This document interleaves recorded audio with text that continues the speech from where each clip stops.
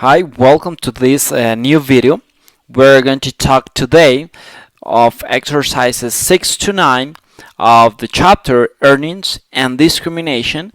This is the chapter 19. This is a book of Gregory Mankiw, Principles of Economics.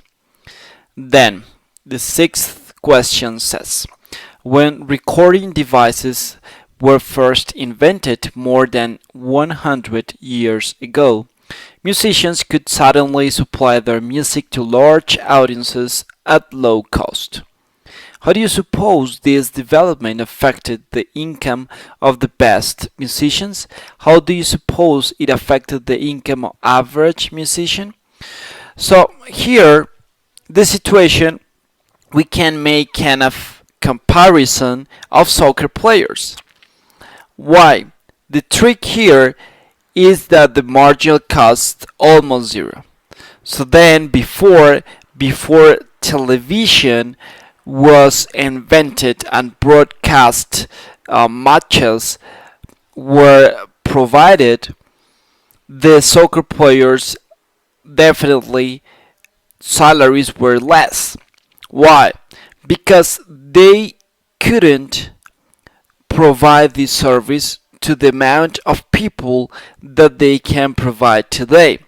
This is really similar to the case of the artists, musicians, because nowadays they can produce music and the marginal cost of a new person that listens their music, it's almost or equal to zero. So then definitely this affect or impact directly the income of this kind of person. Then higher income of bad musicians because they can provide a really low cost the music for more people.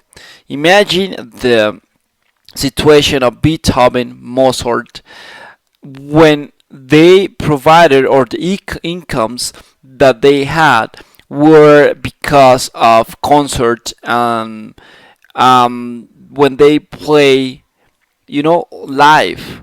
So then they didn't have the same salaries that they could have during these days.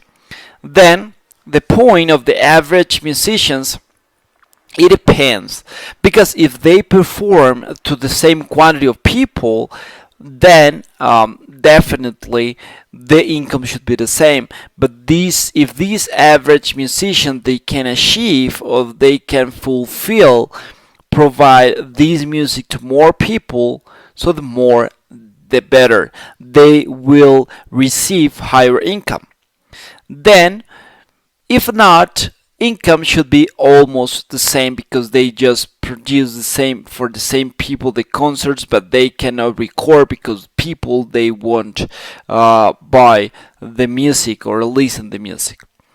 Then seventh, a current debate in education is whether teachers should be paid on a standard pay scale based solely upon their years of training and teaching experience, or whether part of their salary should be based on the performance, then called merit pay. So we have two faces of the coin, because from one side we have more about tenure, more about experience, and the other part is more about related with human capital.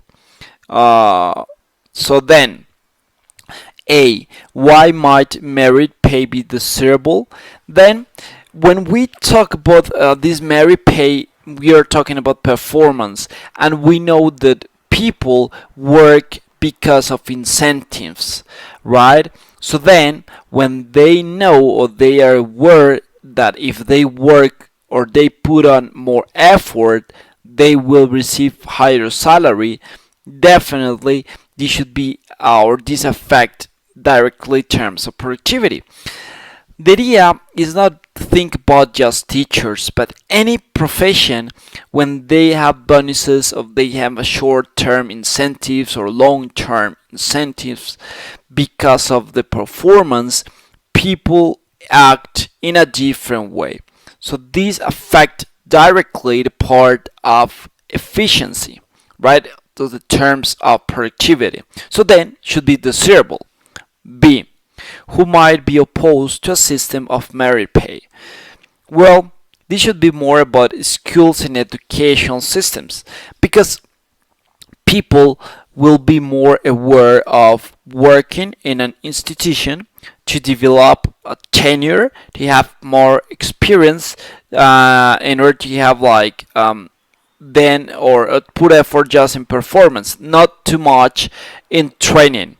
Then maybe some people that they were interested in paying for a new course, they won't pay anymore because they prefer to put more effort instead of study more. So then this should be kind of pause of this system of merit pay. What is a potential challenge of merit pay? The problem is like maybe human capital is not appreciated. So maybe some schools they just measure teachers because of productivity, but at the end of the day, they don't take into account the effort on training and teaching experience. At the end of the day, maybe this should be a signal effect. Remember the signal effect, because if you know that one person get a diploma from one university, maybe this person won't apply exactly what he or she studied. However, this diploma it's a signal because you say, okay, if this person get a diploma, maybe this person is good enough in order to work here, in order to develop new skills. Then a related issue: why might a school district decide to pay teachers significantly more than the salaries offered by surrounding districts? This is related with efficient salaries.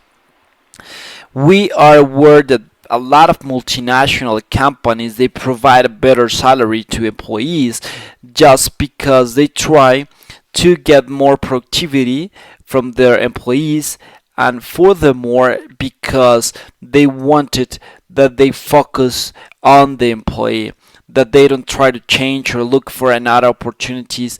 Then this should impact on efficiency as well. So this argument is more about efficient salaries. 8. When Alan Greenspan, who would later become chairman of the Federal Reserve, ran an economic consulting firm in the 1960s, he primarily hired female economists. He once told the New York Times, "I always valued men and women equally, and I found that because others did not, good women economists were cheaper than men." And in Greenspan's behavior, profit maximizing, is it admirable or despicable? So then, the idea that this is profit maximizing because they are taking the lower salaries possible, but Alan Greenspan's taking into account that the productivity is indistinguishable. So it's exactly the same, the productivity of women and men. So then this should be important. Then should be admirable, it's kind of subtle argument because they are given opportunities to women. So they are saying, hold on, I'm not going to harm men because women they can exactly make the same or even better work than men. Ben should be kind of despicable in some way. If, for example, if he just make that to save or put away money in terms of salaries because he hired them with a lower salary. But then the other part saying, what will happen to the wage differential between men and women? Then with this decision, the gap will be lower ahead afterwards because of the law of demand and supply, then because less women are available to be hired, definitely the salary should be higher from that gender. And then the idea is like, why might other economic consulting firms at the time not have followed Greenspan's business strategy? Because other economic consulting firms did not choose you to believe of productivity. So they maybe still thought that meant they had higher productivity. So then it should be at that time employer discrimination, right? Due to productivity or maybe due to cultural or problems more with gender discrimination. The last question. This chapter considers the economics of discrimination by employers, customers, and governments. Now consider discrimination by workers. Suppose that some brunette workers don't like working with blonde workers. Can this worker discrimination explain lower salary, lower wages for blonde workers?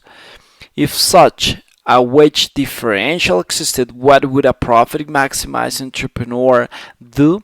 If there were many such entrepreneurs, what would happen over time? Then, the idea is like, first of all, we need to make some assumptions.